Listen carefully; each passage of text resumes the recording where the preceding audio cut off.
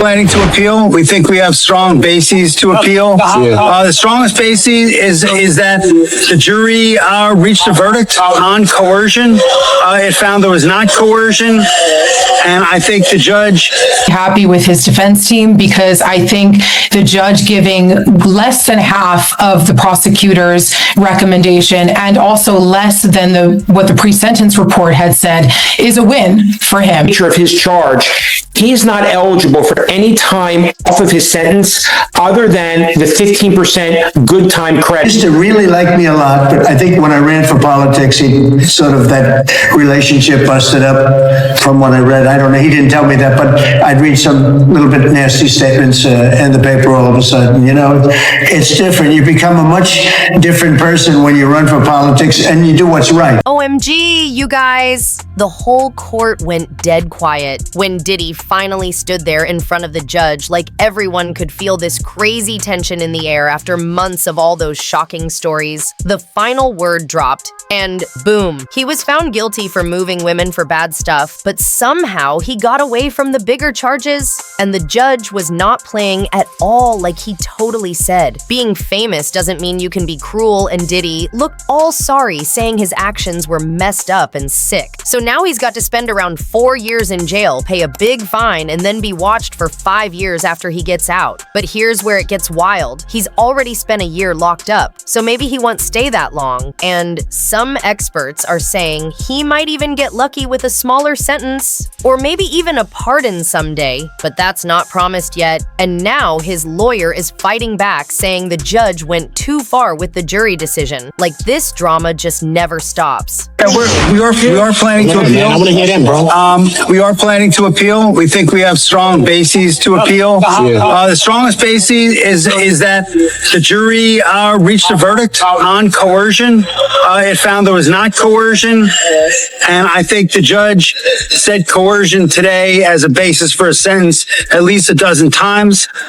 We think that is unconstitutional. We think that a jury verdict should mean more than our jury's verdict seems to mean, and so we are planning to appeal. Mr. Diplo, if the prosecution files a cross appeal, what would happen in that regard if they filed a cross appeal and then Sean Diddy Combs get a higher sentence? He would not get a higher sentence, and they're not gonna cross appeal. We're gonna appeal. We think we're right, and they'll respond to the appeal, and it'll be decided by the Second Circuit as soon as. Girl, let me tell you, this drama just keeps getting deeper because Diddy's lawyer Mark Agnifilo just came out and said they're not done yet. They're actually going for an appeal, and the internet can't stop talking about it. Everyone is like, wait, how did he only get 4 years when the law says it should have been 7 to 11 years? Something is not adding up. And now people are even throwing shade at the judge who was chosen during Biden's time and has Indian roots, saying maybe she went too easy on him. Lots of folks think the whole thing feels way too soft. But then Mila Melez, who has known Diddy forever and was Cassie's makeup artist, came forward and said this whole thing breaks her heart and that Diddy really needs to inside himself and feel true regret for everything that's happened. Like, wow, this story just won't calm down. It's been a very, very stressful year for me just watching this all play out. And I really don't know what to think or feel about it. I'm just really disappointed as to, I've known for 25 years and we're here and he's going to jail. I just feel so much. It's just a very sad day. Mila, he spoke out for the first time today. He did not speak during the trial, but today Combs tearfully apologized to Cassie, saying that he was broken to his core.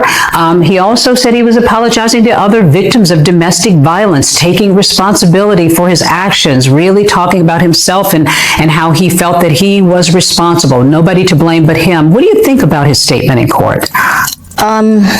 Well, I don't always believe what Sean would say. I hope he's remorseful. I hope he's apologetic.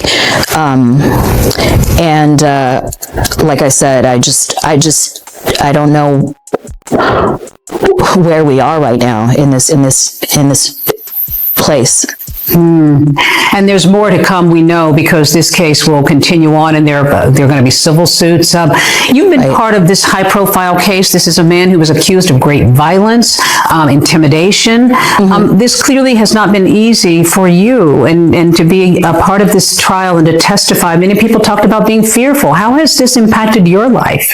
It has impacted my life because I've known Sean for 25 years and I've known Cassie since she was a teenager. And I used to travel the world with Kim Porter and Sean. And, I just think that a man with so much power, I wish that he would have done something better with it rather than here we are seeing him in court.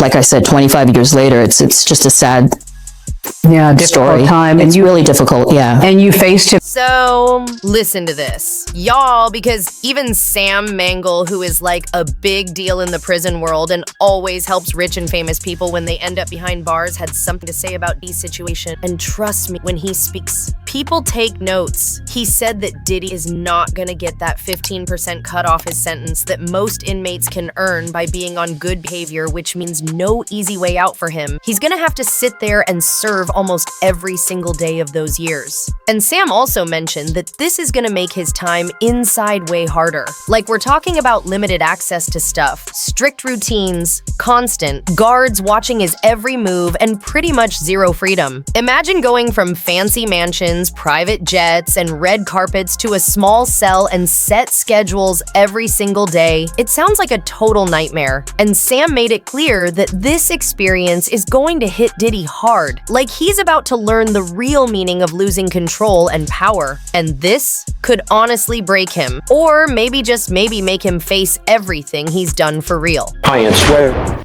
a politician, an actor, a billionaire client, or, the run-of-the-mill, businessman or doctor I deal with. It doesn't sink in until the judge reads the statement, "You are hereby remanded to the custody of the Bureau of Prisons for X number of months." And at that point, I explained that at least most of my clients serve about 30% of that time in custody. It's a lot different for Sean Combs because due to the nature of his charge, he's not eligible for any time off of his sentence other than the 15% good time credit that's given to every inmate. Between that and the time served, he's going to roughly be in custody for about 24 months before he's eligible for home confinement. So what I would tell him, and he's been in custody now for the past year, so he's very familiar with the Bureau of Prisons. He's going to be going to a much lighter security facility. He'll be going to a low security facility where he's going to be allowed outside from 6 a.m. to 9 o'clock at night, where he's going to be, typically not in a cell, but in dormitory style housing and much greater freedom.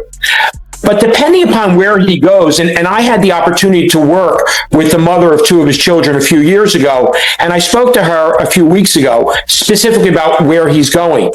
And where he goes will really dictate how he needs to assimilate and what type of programming might be available to him, really to keep him busy and make him more productive. Okay, so here's the real tea. Everyone online is totally losing it, trying to figure out how Diddy managed to get such a light sentence when most people were sure he was going to be locked up for way longer. Like, it makes no sense at all. And then Lisa Evers from Fox 5 New York, who's like this super experienced reporter and crime expert, came in and dropped some serious insight. She said that what looks like a loss for Diddy on paper is actually a total win for his team. She explained that the defense played their cards right and somehow kept control of the whole situation while everyone was busy focusing on the verdict. Lisa said, sure, the victims might seem to have won legally, but the reality is Diddy got off way easier than anyone thought he would. She even pointed out that the way his lawyers handled everything shows they were thinking 5 steps ahead, and that this might have been part of a bigger strategy from the start. Like, imagine all that planning behind the scenes while the world thought justice was finally being served. It's honestly wild how he ended up with so little time, and now everyone is debating if the system failed or if Diddy just knew exactly how to play the game. Well, I'm sure Diddy is not thrilled to not walk out today, but he should be pretty happy with his defense team, because I think the judge giving less than half of the prosecutor's recommendation and also less than what the pre-sentence report had said is a win for him. I do believe that 4 years is a win in this particular case. Joe, what did it? Was it his letter? Was it the letters of family? Was it the children speaking? Was it the work that he's doing behind bars? Was it the nature of these charges? You know, as much as we say that the judge was not convinced to throw out the charges, right? The defense put forward that motion saying transportation to engage in prostitution should be thrown out. This is not prostitution. It's protected by the First Amendment. The judge didn't buy it. But the argument, hey, he wasn't convicted of racketeering. He wasn't convicted of sex trafficking, just the prostitution charges. Can't create a disparity based on other defendants who are sentenced. Maybe 4 years is appropriate and won't be overturned on appeal. Yeah, I mean, I think he had to position this a certain way. And there's a couple things to figure in. First of all, we got to go back to the fact that the defense did an enormous job in getting him off of the most serious charges, right? So we're talking about something that's going to be smaller and it's going to be less time anyway. Next, there's the probation department recommendation, right? Which put things in a certain place. And it sounded like even though the judge talked about how 11 years wouldn't have necessarily been unreasonable, and he said 14 months would have been entirely unreasonable if I'm hearing it correctly, he still is in line in that he doesn't want to do something that'll necessarily be appealable, and he wants to arrive somewhere not too far afield from the recommendations themselves. And so again, here's Diddy in a situation where he did a lot better than he might have, and that 3 years is going to go by in no time. And the day that he was found guilty of most of everything, it ensured that he would have a date that he would get home at some point anyway. So he will get home. He's better off than he may have been, than a lot of people would have been, even though he's not coming home today. So get this, the drama just got even crazier because now people are digging into this whole political angle, and it's all about Judge Arun Subramanian, who was chosen during Biden's time in office, and now everyone is whispering about how that might have played into Diddy's lighter sentence. Like the internet can't stop debating whether things would have gone the same way if Trump was still in charge. Some folks think Trump would totally crack down on Diddy and made the punishment way tougher, while others argue that he wouldn't have gotten involved at all. But still, the question keeps floating around. Did politics play a secret part in all this? People are saying both Diddy and the judge have been known to not be exactly pro-Trump. And maybe that silent connection worked in Diddy's favor even if nobody says it out loud. But then experts keep reminding everyone that officially the sentence was done by law and by what the judge decided based on the case facts. No outside influence. At least not on paper, but come on. Everyone knows politics can get messy, and sometimes those unseen connections can quietly shift things without anyone admitting it. And that's exactly why this case has people so divided. Some believe it's all fair, while others swear something behind the curtain helped Diddy get off easy, and now social media is basically a war zone with people throwing opinions like crazy, trying to figure out if this was really justice or just another powerful man playing the system. He was a good friend of yours back then. He has since found himself in some very serious legal trouble. Yeah, that's true. Would you ever consider pardoning him? Well, nobody's asked. You had to be the one to ask, Peter, but nobody's asked. But I know people are thinking about it. I know they're thinking about it. I think some people have been very close to asking. First of all, I'd look at what's happening, and I haven't been watching it too closely, although it's certainly getting a lot of coverage. I haven't seen him. I haven't spoken to him in years. He used to really like me a lot, but I think when I ran for politics, that relationship busted up from what I read. I don't know. He didn't tell me that, but I'd read some little bit nasty statements in the paper all of a sudden. It's different. You become a much different person when you run for politics and you do what's right. I could do other things, and I'm sure he'd like me, and I'm sure other people would like me, but it wouldn't be as good for our country. As we said, our country's doing really well because of what we're doing.